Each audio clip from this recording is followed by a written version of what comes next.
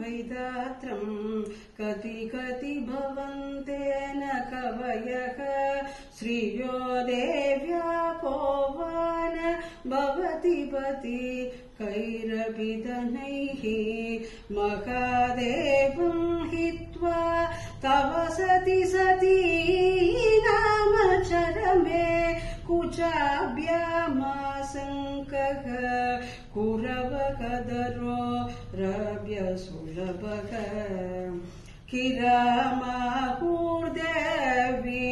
दृहिण गृहिणीम् आगमवितो हरे पत्नीं पद्मां हरसगच्छद्वीम् अद्रितनया तुरीया काव्यत्वं दुरतिगम निस्सीम महिमा महामाया विश्वं प्रमयसि परब्रह्म महिषी कथाकाले मातः कथय कलितालक्तकरसं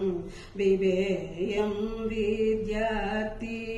तव चरणनिर्णेजनजयं प्रकृत्या मूकानामपि च कविताकारणदया कदा दत्तवाणी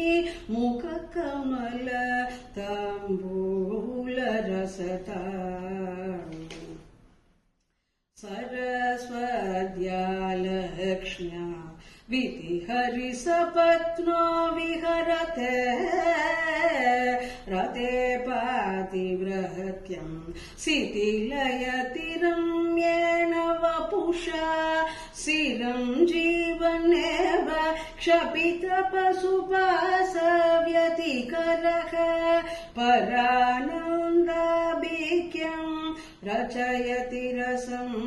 त्वद्भजनवान् प्रतिभज्वालाभि दिवसकर नीराजनविधिः सुधासूदे चन्द्रोपलजललवैः अर्घ्यरचना स्वकीयैरम्बोभिः सलिलमिति सौहित्यकरणम्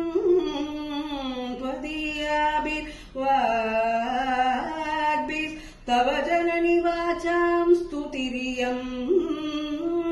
इति श्रीशङ्कराचार्य विरचिता सौन्दर्यलहरी समाप्ता शिवशक्त्या युक्तो यदि भवति शक्तः प्रभवितुम् न चेदेवं देवो न खलु कुशलः स्फूर्तितुमपि अतस्त्वामाराध्यां हरिहरविरञ्चादिभिरपि प्रणन्तुं स्तोतुं वा कथमकृतपुण्यः प्रभवति।